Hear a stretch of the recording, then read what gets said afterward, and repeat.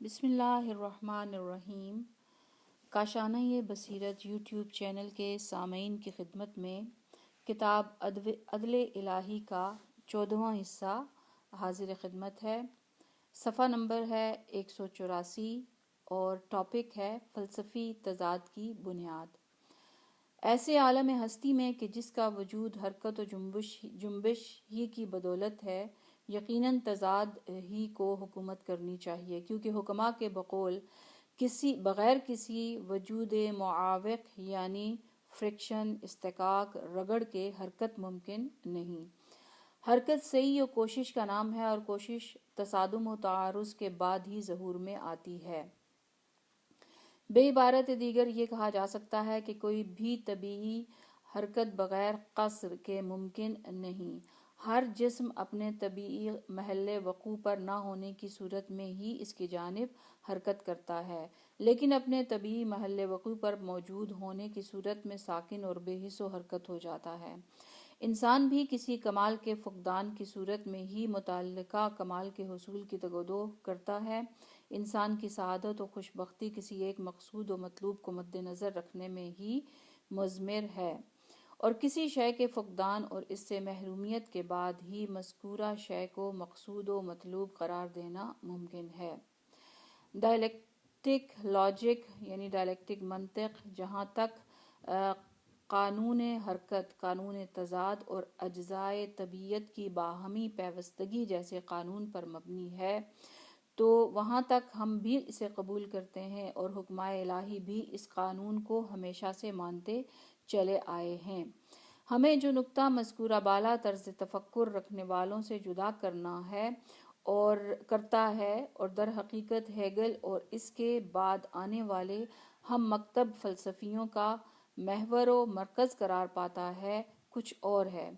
وہ نکتہ یہ ہے کہ افکار و نظریات بھی مادے کی مانند قانون حرکت و تضاد وغیرہ سے متاثر ہوتے ہیں۔ جہاں تک قانون حرکت و تضاد اور تاثیر متقابل کا عالم طبیعت سے تعلق ہے تو ہم اسے مانتے ہیں۔ نیز یہ فلسفے کا ثابت شدہ اصول ہے، لیکن اگر معرفت و شناخت کو بھی ان قوانین کے تابع قرار دے دیا جائے تو یہ ہمارے لیے ہرگز قابل قبول نہیں، اور اسی وجہ سے اس طرز تفکر کو منطق کا نام دیا گیا۔ البتہ سردست اس بحث کو چھیڑنے کا موقع نہیں۔ خلاصہ اور کلی نتیجہ۔ عدل الہی کے حوالے سے شرور کے بارے میں ہماری بحث اس مقام پر اختتام کو پہنچی ہے۔ ایک خاص نکتے کی بنا پر موت کے موضوع پر علیحدہ حصے میں بحث کریں گے۔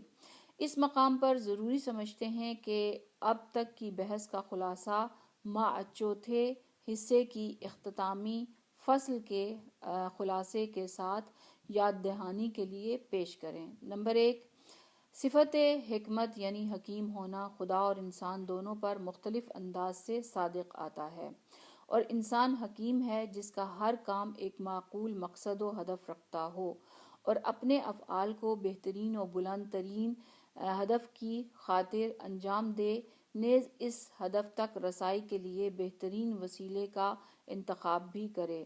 لیکن ذات باری تعالیٰ غنی علی الاطلاق ہے، اسے کسی مقصد تک رسائی کی ضرورت نہیں، وہ کسی کمال سے محروم نہیں کہ جس کے حصول کی تگودو میں لگا رہے۔ خدا کے حکیم ہونے کا معنی یہ ہے کہ وہ تمام موجودات کو ان کی ذات کے ارتقاء اور شائستہ کمالات کی آخری ممکنہ حد تک پہنچاتا ہے۔ باری تعالیٰ یا تو اشیاء کو موجود کر کے انہیں وجود کے کمال سے سرفراز کرتا ہے، یا اشیاء کی تدبیر و تکمیل کرتے ہوئے ان کے ثانوی کمالات کی جانب ان کی رہنمائی کرتا ہے، یعنی وہ کمالات جو کسی شے کو وجود میں آنے کے بعد عطا کیے جاتے ہیں اور اس شے کی تکمیل و ترقی کا باعث ہیں۔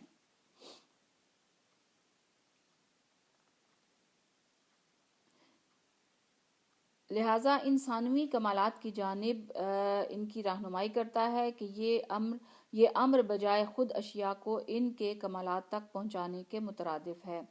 بعض سوالات و اعتراضات اسی غلط سوچ کی بنا پر پیدا ہوئے ہیں جس کے مطابق خدا کے حکیم ہونے کو انسان کے حکیم ہونے پر قیاس کیا گیا ہے۔ بیشتر اوقات جب یہ سوال کیا جاتا ہے کہ فلاں چیز کیوں وجود میں آئی ہے تو سائل اپنے ذہن میں اس سوال کو یوں اٹھاتا ہے کہ اس کی تخلیق سے باری تعالیٰ کا مقصد کیا تھا، لیکن سائل اس امر سے غافل ہوتا ہے کہ اگر ہم انسانوں کی مانند خدا کے لیے بھی اہداف و مقاصد کو مان لیں تو اس کا نتیجہ یہ نکلے گا کہ انسانوں کی طرح خدا بھی اپنے مختلف افعال کے ذریعے اپنی ذات کی خامیوں کو دور کرتے ہوئے ترقی و ارتقاء کی منازل طے کرتا ہے۔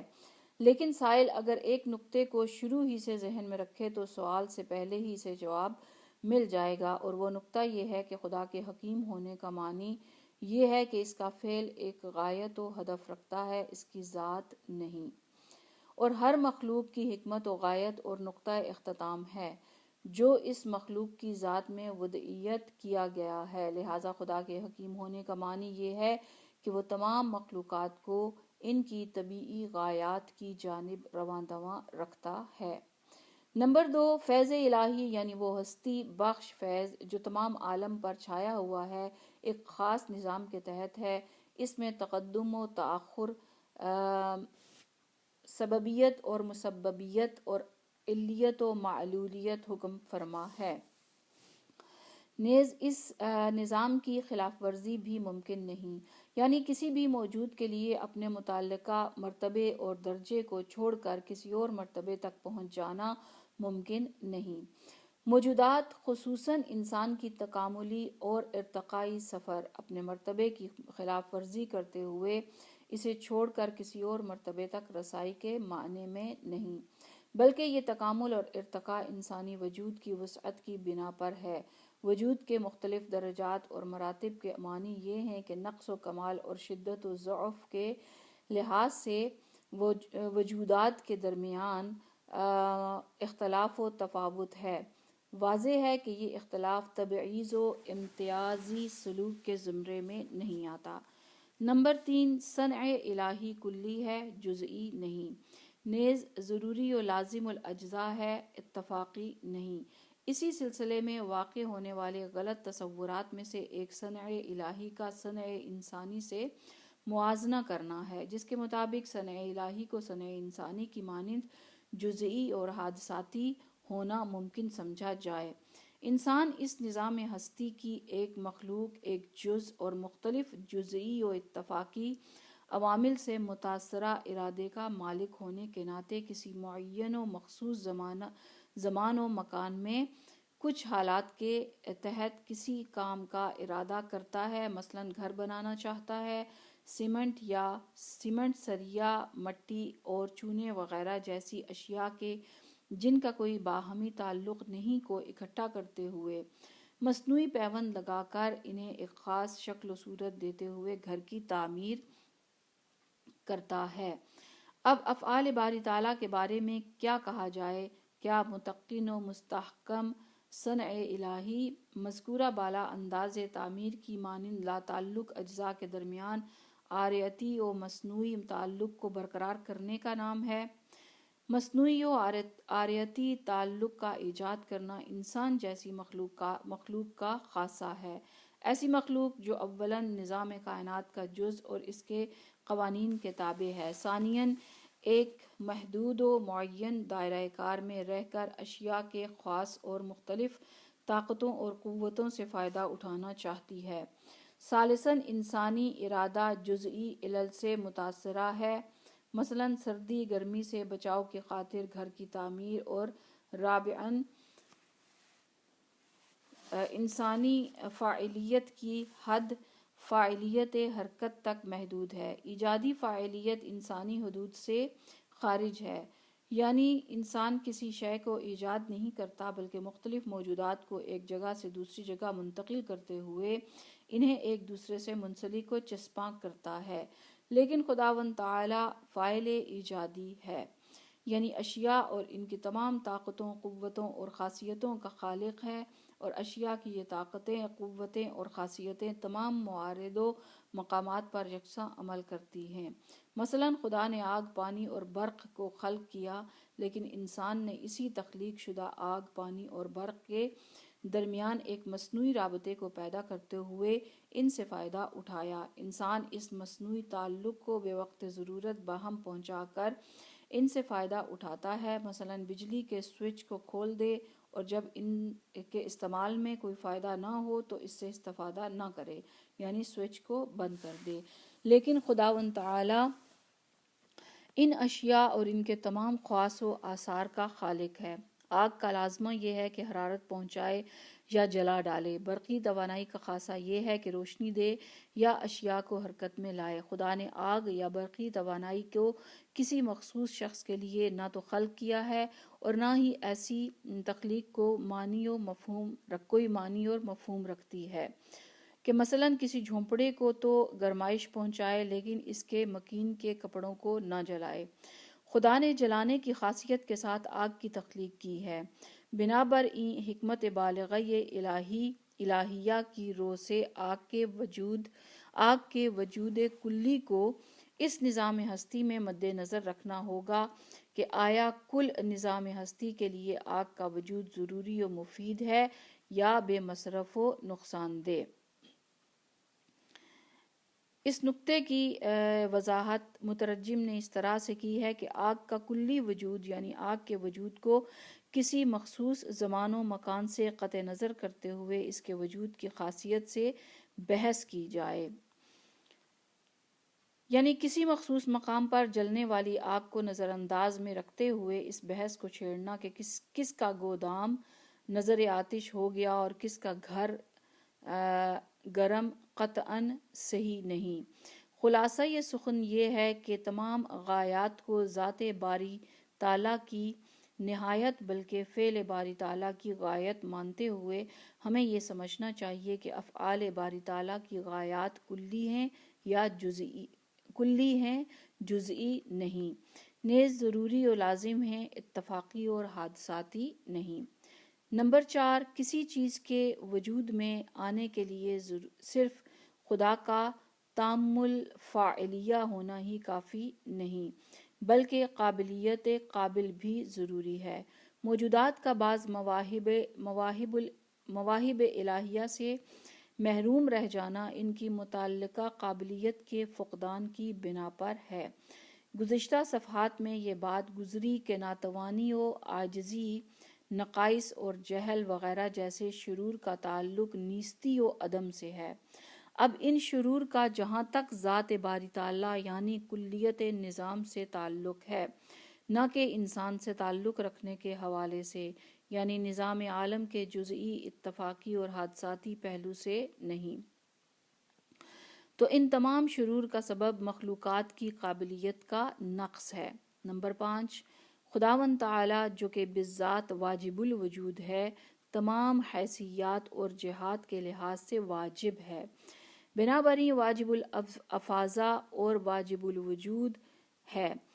ناممکن ہے کہ کوئی موجود امکان وجود یا امکان حصول کمال رکھتا ہو لیکن خداوند تعالیٰ کی جانب سے اسے افاضۂ فیض اور عطائے وجود نہ ہو، لہٰذا کسی موجود کا کسی کمال کے حصول کی قابلیت رکھنے کے باوجود مذکورہ کمال سے محروم رہنا جزئی اور اتفاقی علل کے امکان کی بنا پر ہے، کلی و ضروری علل کے امکان کی بنا پر نہیں۔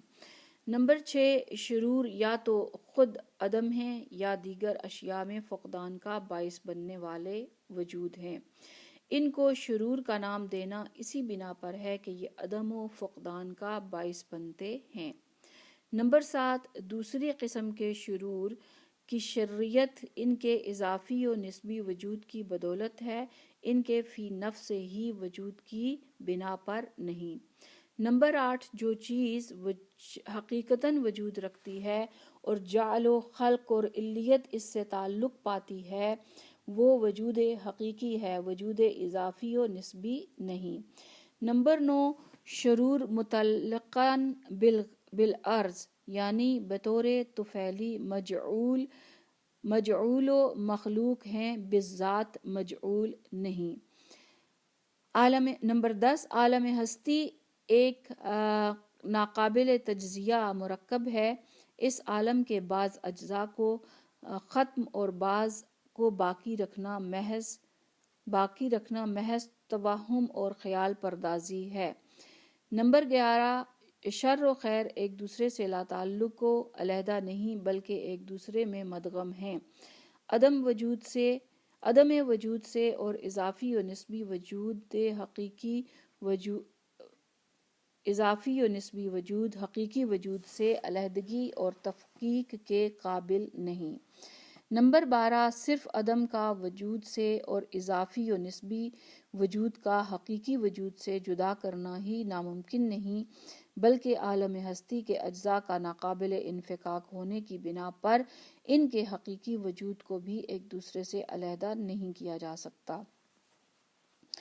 اگر موجودات کو دیگر موجودات سے قطع نظر انفرادی استقلالی نظر سے دیکھا جائے تو ان پر ایک حکم لاگو ہوتا ہے، اور اگر انہیں ایک جسم کے عضو اور ایک کل مجموعے کا جز ہونے کے لحاظ سے مد نظر رکھا جائے تو ان پر ایک اور طرح کا حکم لاگو ہوتا ہے۔ نمبر 14، جہاں پر موجودات کا حقیقی وجود ایک کل اور جسمانی مجموعے میں ہے، وہاں ان کا انفرادی استقلالی اور دیگر موجودات سے جدا وجود اعتباری، انتزاعی اور ہمارے ذہن کا اخذ کرتا ہے۔ نمبر 15، اگر شرور و عیوب نہ ہوتے تو خیر و خوبصورتی کا نام و نشان نہ ہوتا۔ نمبر 16، شرور اور بدصورتیاں خیر و دلکشی کو نمایاں کرتی ہیں۔ نمبر 17، شرور سرچشمہ خیر اور مصائب و مشکلات آرام و سکون کا نقطۂ آغاز ہیں۔ اب ہم چھٹا باب اس کتاب کا شروع کرتے ہیں۔ چھٹے باب کا نام ہے اموات اور ٹاپک ہے موت۔ بنی نوع انسان کے لیے ہمیشہ سے سوہانے روح کا کام دینے والے تصورات میں سے ایک موت یا زندگی کے اختتام کا اندیشہ ہے۔ انسان اکثر اپنے آپ سے یہ سوال کرتا ہے کہ آخر ہمارا دنیا میں آنا اور پھر مر جانا چے معنی دارد، یعنی کیا معنی رکھتا ہے؟ اس تعمیر و تخریب کا مقصد کیا ہے؟ کیا یہ لغو و عبث نہیں؟ یہ اشعار کہ جن کا بھی ترجمہ پیش کیا جائے گا خیام سے منسوب ہیں کہ وہ کہتا ہے کہ خوبصورت اور منقش پیالے کو نشے میں دھت انسان بھی توڑنا صحیح نہیں سمجھتا۔ دلکش قد و خال کے مالک سر و قد دل فریب نفوس کیوں بنائے اور پھر انہیں کیوں فنا کر دیا؟ ایسا جام یعنی انسان خلق کیا کہ جسے دیکھ کر عقل اش کر اٹھے اور مارے محبت کے دسیوں بوسے اس کے پیشانی پر سے لے، یعنی یہ ایام روزگار اتنا پیارا جام بناتے ہیں اور پھر اسے زمین پر دے مارتے ہیں۔ یہ کنایا ہے موت سے۔ مختلف طباع کو مخلوط کر کے انسان جیسا موجود بنایا، یکجا کر دیا، لیکن بعض طبیعتوں کو انسان کی سرشت میں کم اور بعض کو زیادہ کیوں کر دیا؟ اگر یہ صورتیں اچھی اور موزوں بنی تھیں تو پھر انہیں کیوں توڑ ڈالا، اور اگر اچھی نہ تھیں تو پھر ان کے نقص کا قصوروار کون ہے؟ یہ خیام کے اشعار کا ترجمہ تھا۔ فلسفیانہ بدگمانی کی پیدائش کے اسباب میں سے ایک سبب موت سے ناپسندیدگی ہے۔ بدگمان فلاسفہ زیست و ہستی کو بے مقصد، لغو و عبث اور ہر حکمت سے عاری تصور کرتے ہیں۔ یقیناً یہ تصور انہیں سرگردانی اور تحیر میں مبتلا کر دیتا ہے، اور کبھی کبھی تو انہیں خودکشی کا راستہ بھی دکھلاتا ہے۔ خود کلامی کی کیفیت میں یہ لوگ سوچتے ہیں کہ اگر موت کے بعد دنیا سے جانا ہی ٹھہرا تو ہمیں آنا ہی نہیں چاہیے تھا۔ اب اگر اپنے اختیار کے بغیر آ ہی گئے ہیں تو کم از کم اس لغو و بے مقصد سلسلے کو اور آگے نہیں بڑھنا چاہیے۔ بلا شبہ اس لغویت و بے مقصد کا خاتمہ بجائے خود ایک دانشمندانہ اقدام ہے۔ خیام ہی سے منسوب اشعار میں اس طرح سے کہا گیا ہے کہ اگر میرا آنا میرے اختیار میں ہوتا تو ہرگز نہ آتا، اور اگر میری موت میرے اختیار میں ہوتی تو ہرگز نہ مرتا۔ اس سے بہتر یہ تھا کہ اس تباہ و برباد دنیا میں نہ ہی آتا اور نہ ہی جانا پڑتا، میرا وجود ہی اس دنیا میں نہ ہوتا۔ اب جب کہ اس بے آب و گیا اور نمک زار میں مرنے تک سوائے خون کے گھونٹ پینے کے انسان کو کچھ بھی حاصل نہیں، تو پھر خوش و خرم وہ ہے جو اس دنیا سے جلدی چلا گیا، اور آرام سے وہ رہا کہ جو اس دنیا میں آیا ہی نہیں۔ اگر شاخ امید پر مجھے کوئی پھل مل جاتا، یعنی مجھے کسی قسم کی کوئی امید ہوتی، تو اپنی زندگی کی اس الجھی ہوئی گتھی کا سرا مجھے مل جاتا۔ آخر کب تک اس وجود کے تنگ قید خانے میں رہوں؟ کاش عدم تک رسائی کی کوئی راہ مل جاتی۔ یہ تھے خیام کے اشعار کا ترجمہ۔ اگلا ٹاپک ہے موت کا اندیشہ۔ اس سے قبل کہ ہم موت اور اس کے حوالے سے نظام ہائے عالم ہستی پر ہونے والے اعتراضات و اشکالات کا تجزیہ کریں، اس نقطے پر توجہ ضروری ہے کہ موت کا اندیشہ اور خوف صرف انسان ہی کے حصے میں آیا ہے۔ حیوانات قطعاً موت کے بارے میں نہیں سوچتے، یہ حیوانات کی جبلت ہے جو انہیں خطرے سے فرار اور موجودہ زندگی کی حفاظت پر مجبور کرتی ہے۔ البتہ بقا کی خواہش کے معنی میں زندگی کی حفاظت مطلق حیات کا لازمہ ہے۔ مطلق حیات یعنی اس شے پر زندہ اور صاحب حیات ہونا صادق آئے، خواہ وہ شے حیات کے کسی بھی مرتبے پر ہو، نباتاتی حیات ہو یا حیوانی حیات۔ مترجم۔ لیکن انسان میں اس خواہش کے علاوہ اپنے مستقبل پر توجہ اور اس زمانے میں باقی رہنے کی امنگ بھی موجود ہے۔ بالفاظ دیگر خلود اور حیات جاودانہ کی آرزو انسان ہی سے مخصوص ہے۔ مستقبل کے تصور کے بغیر کسی بھی آرزو و تمنا کی پیدائش ممکن نہیں۔ ادھر جاودانہ زندگی کی تمنا ابدیت و جاودانگی کے تصور کے بعد ہی ممکن ہے، اور تصورات کا یہ سلسلہ انسان ہی کا خاصہ ہے۔ بنابراین موت کا وہ اندیشہ اور خوف کہ جس نے ہمیشہ سے انسان کے ذہن کو جکڑ رکھا ہے، خطرے سے فرار کے علاوہ ایک اور مقولہ ہے، وگرنہ خطرے سے فرار تو در حقیقت وہ رد عمل ہے جو ہر حیوان میں بوقت خطر لاشعوری طور سے دفعتاً سرزد ہوتا ہے۔ انسان کے بچے میں بھی اس سے قبل کہ بقا کی آرزو ایک باقاعدہ سوچ اور طرز تفکر کے انداز میں پروان چڑھے، خطرے سے فرار کا جبلی غریزہ پایا جاتا ہے، جس کی مدد سے بوقت ضرورت وہ خطرے سے دور بھاگتا ہے۔ موت سے گھبراہٹ اور اس کا خوف جاودانہ زندگی کی آرزو سے نکل کر آیا ہے، اور اس امر کو ملحوظ خاطر رکھتے ہوئے کہ نظام ہائے طبیعت میں کوئی بھی آرزو و تمنا اور میلان طبع عبث، لغو اور بلا سبب نہیں، اس آرزو و تمنا کو انسان کی حیات پس از مرگ کی دلیل سمجھا جا سکتا ہے۔ اپنی موت اور فنا کے تصور سے افسردہ ہونا اس بات کی دلیل ہے کہ ہم موت کے بعد فنا نہیں ہوں گے۔ اگر پھول پودوں کی مانند ہماری زندگی بھی اسی وقتی اور عارضی زندگی تک محدود ہوتی تو جاودانہ زندگی کی آرزو اور امنگ ہرگز ہمارے اندر موجزن نہ ہوتی۔ تشنگی اور پانی کی طلب پانی کے وجود کی دلیل ہے۔ ہمارے وجود میں موجودہ کسی کمال کی چاہت اور صلاحیت اسی کمال کے وجود کی دلیل ہے کہ جس کی طرف ہماری چاہت اور صلاحیت کا جھکاؤ ہے۔ گویا یوں کہیے کہ ہمارے وجود میں مخفی ہر صلاحیت متعلقہ کمال سے ایک سابقہ ذہنی تعلق ہے کہ جس کی جانب ہمیں نہایت تندہی سے سفر کرنا ہے۔ انسانی افکار پر خلود اور جاودانہ زندگی کی آرزو اور اندیشے کا تسلط در حقیقت انسان کے باطن میں مخفی اس حقیقت کی تجلی ہے کہ انسان ناقابل فنا ہے۔ ان آرزوؤں اور تمناؤں کا ظہور عالم خواب کے ظہور کی مانند ہے۔ عالم خواب میں رونما ہونے والے واقعات در حقیقت عالم بیداری میں نفس انسانی میں رسوخ کردہ اخلاق اور مشہودات کی تجلی ہے۔ عالم خواب میں ہمارے سامنے آنے والی شے در اصل اس حالت کی تجلی ہے جو عالم بیداری میں ہماری روح کو پیش آ چکی ہے، نیز ہمارے نفس میں شاید رسوخ و نفوذ بھی کر چکی ہے۔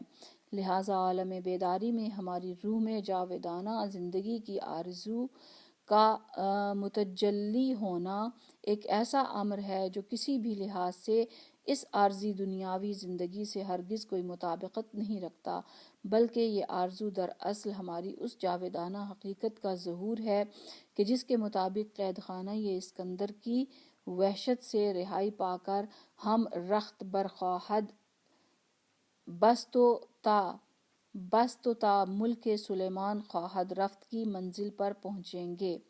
مولانا روم نے اسی حقیقت کو نہایت دلچسپ پیرائے میں بیان کرتے ہوئے یہ کہا ہے کہ یہ ہاتھی کی خصوصیت ہے کہ جب وہ آرام کرتا ہے تو سرزمین ہندوستان کو خواب میں دیکھتا ہے، گدھا کبھی ہندوستان کو خواب میں نہ دیکھے گا، کیونکہ گدھے نے ہندوستان سے غریب الوطنی کا سفر نہیں کیا ہے۔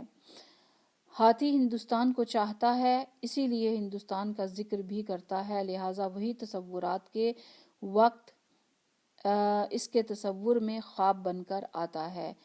ایسے تصورات، افکار اور تمنائیں جو انسان کی اس خصوصیت کی جانب اشارہ کرتی ہیں جسے عرفاء و حکمائے عالم خاکی سے انسان کی غربت یعنی غریب الوطنی، اجنبیت کا احساس، یا عدم تجانس یعنی عدم تجانس، ہم جنس نہ ہونا، مثلاً دو اشیاء کا دو مختلف اجناس سے تعلق رکھنا کہلاتا ہے، یعنی عدم تجانس کے نام سے یاد کرتے ہیں۔ ایسے تصورات، افکار اور تمنائیں جو انسان کی اس خصوصیت کی جانب اشارہ کرتے ہیں جسے عرفاء و حکماء عالم خاکی سے انسان کی غربت یا عدم تجانس کے نام سے یاد کرتے ہیں۔ اگلا ٹاپک ہے موت نسبی و اضافی ہے۔ موت پر معترض افراد کے اعتراض کا سبب یہ ہے کہ انہوں نے موت کو ہلاکت و نابودی محض سمجھا ہے، حالانکہ موت انسان کی نابودی یا نیستی کا نام نہیں، بلکہ انسان کے تحول اور اس کی زندگی کے انداز و اطوار کی تبدیلی ہے۔ ایک عالم کو خیرباد کہہ کر کسی اور عالم کی جانب سفر ہے، یا یوں کہیے کہ موت نابودی ضروری ہے لیکن نابودی مطلق نہیں، بلکہ اضافی و نسبی نابودی، یعنی ایک عالم سے معدوم ہو کر ایک اور عالم میں وجود پانا ہے۔ انسان کو موت مطلق نہیں آتی، یعنی ایسا نہیں ہے کہ اگر انسان اس دنیا سے چلا جائے تو اب وہ کسی قسم کی زندگی کا مالک نہیں۔ یقیناً اس عالم میں مادہ سے اس کا مادی تعلق ٹوٹ چکا ہے، لیکن ایک اور عالم سے اس کا تعلق موجود ہے جہاں پر وہ ایک اور زندگی گزار رہا ہے۔ مترجم: ایک حالت کو چھوڑ کر کسی اور حالت میں آ جانے کا نام موت ہے، اور بقیہ تحولات و تبدلات کی مانند موت بھی نسبی فنا۔ جب مٹی پودے میں تبدیل ہو جاتی ہے تو مٹی کو موت آ جاتی ہے، لیکن موت مطلق نہیں۔ مٹی نے اپنی سابقہ زندگی کے خواص و اثرات کو کھو دیا، اب مٹی میں جماداتی حالت کی تجلی اور اس کے اثرات کا ظہور باقی نہیں، لیکن جماداتی حالت میں مردہ ہونے کے بعد ایک اور حالت میں مٹی کی زندگی کا سلسلہ چل رہا ہے، یعنی پودے کے جسم میں سرایت کر کے مٹی جماد نبات کا جزو بن گئی۔ مترجم: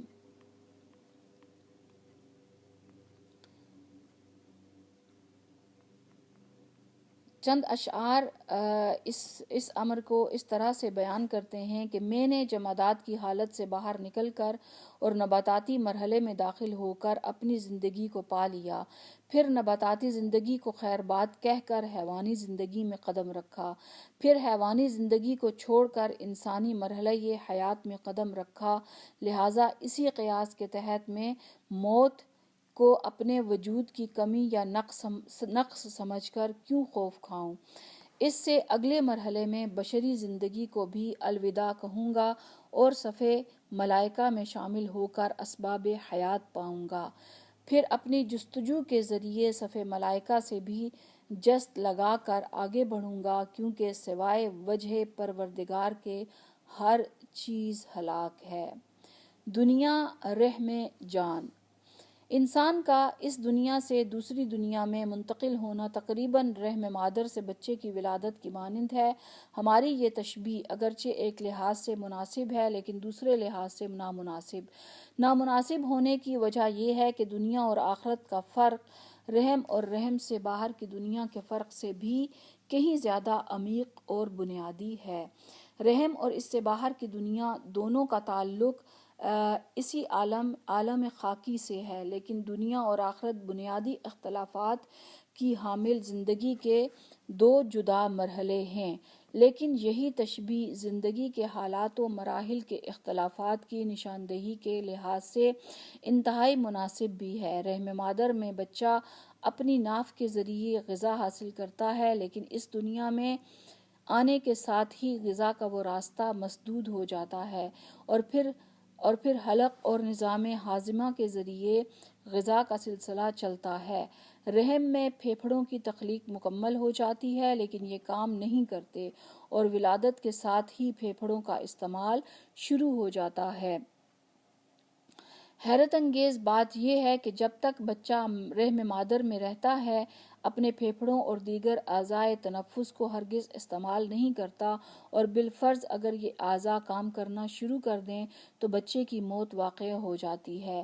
یہ صورتحال ولادت کے آخری لمحات تک اسی طرح سے رہتی ہے، لیکن جیسے ہی بچہ رحم سے باہر آتا ہے یکایک نظام تنفس اپنا کام شروع کر دیتا ہے، اور اس کے بعد یہ نظام اگر ذرا سے بھی تعطل کا شکار ہو تو موت کا خطرہ سر پر منڈلانے لگتا ہے۔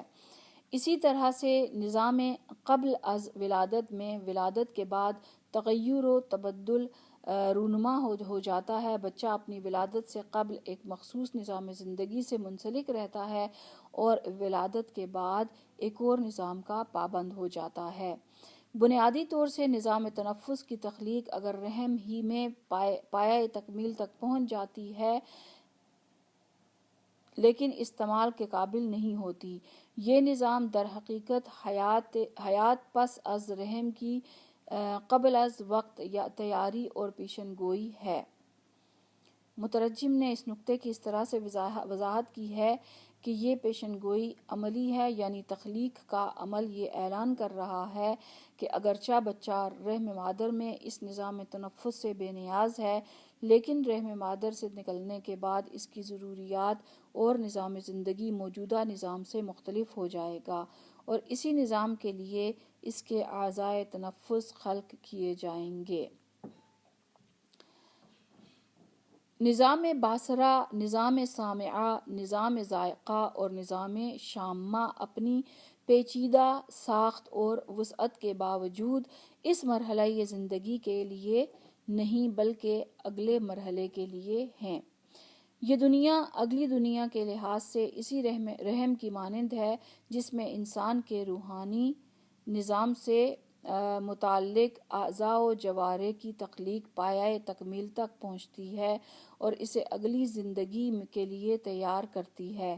انسان کی روحانی و باطنی صلاحیتیں، اس کی بساطت و تجرد، اس کا ناقابل تقسیم ہونا، اس کی میں کا ثابت رہنا، اس کی لامتناہی آرزوئیں نیز وسیع اور بے کران افکار، یہ ہیں وہ تمام خصوصیات جو ایک وسیع تر اور طویل و عریض تر بلکہ جاودانہ اور ابدی زندگی سے بھی متعلق ہیں۔ یہی وہ خصوصیات ہیں جنہوں نے انسان کو اس فانی عالم طبیعت سے اجنبی اور غیر متجانس کر رکھا ہے۔ انسان اس دنیا میں اس بانسری کی مانند ہے جسے لوگوں نے نیستاں سے کاٹ کر جدا کر لیا ہے۔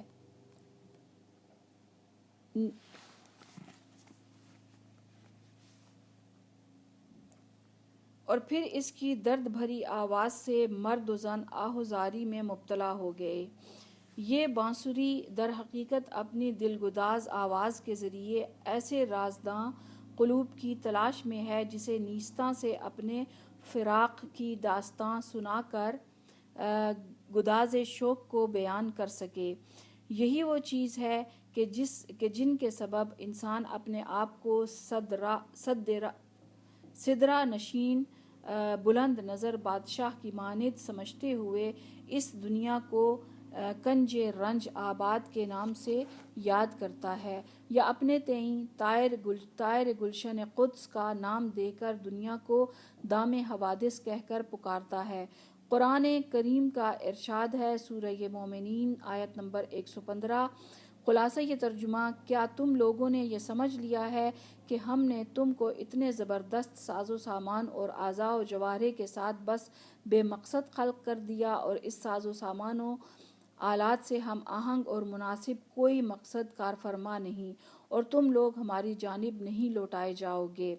اگر اس ساز و سامان اور ایسی باطنی و ظاہری قوتوں کا مالک ہونے کے باوجود انسان کو نہ تو خدا کی جانب لوٹنا ہو اور نہ ہی ایسی خصوصیات سے مطابقت رکھنے والی لامتناہی زندگی کی جانب رجوع کرنا اس کا مقدر ہو، تو گویا ایسا ہے کہ رحم مادر کے بعد بیرونی دنیا کا کوئی وجود ہی نہ ہو، اور تمام بچے رحم مادر میں زندگی گزارنے کے بعد اس دنیا میں قدم رکھنے کی بجائے مر جائیں۔ مستزاد برئیں ہم یہ بات جانتے ہیں کہ باصرہ، سامعہ اور شامہ ایسی قوتیں نیز دماغ، شریانی اور تنفسی نظام اور معدے جیسا عضو رحم میں ناقابل استعمال ہونے کے ساتھ ساتھ بچے کی نباتاتی زندگی کے لیے بے مصرف بھی ہیں، لہٰذا صرف رحم میں زندگی گزار کر بغیر پیدائش کے مر جانے کے معنی یہ ہیں کہ ایسے عظیم الشان اور محیر العقول اعضاء کی تخلیق لغو و عبث قرار پائے، اور ان سے فائدہ اٹھائے بغیر بچہ موت کی نیند سو جائے۔ جی ہاں، موت زندگی کے ایک حصے کے اختتام اور نئی زندگی کے نقطۂ آغاز کا نام ہے۔ موت دنیاوی زندگی کے نقطۂ نظر سے موت ہے، لیکن عالم بقا کے لحاظ سے انسان کی ولادت ہے، بلکہ اسی طرح جیسے ایک نومولود کی ولادت عالم دنیا کے لحاظ سے زندگی کی ابتدا، لیکن سابقہ عالم رحم کے لحاظ سے موت ہے۔